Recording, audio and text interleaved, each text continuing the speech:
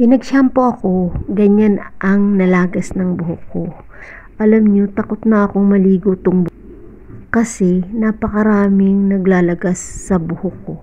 Kahit sa pagtulog ko, sa unan ko, pagising ko, ang daming naglalagas ng buhok ko. Hindi ko alam talaga kung bakit ganito ang buhok ko ngayong buwan na to.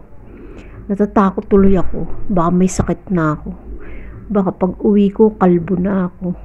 Alam mo yun, hindi naman ganito to dati. Naglalagas siya pero hindi ganito kadami.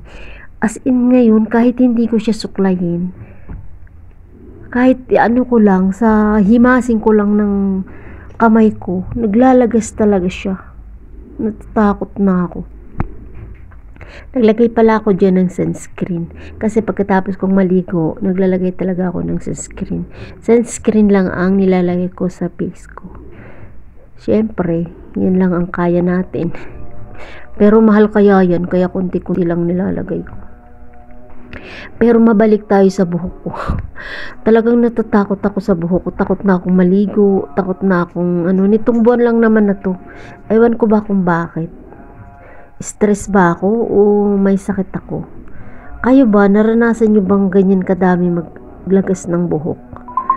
As in, alam mo yung stress ka na, takot ka na maligo kasi sobrang daming lagas talaga.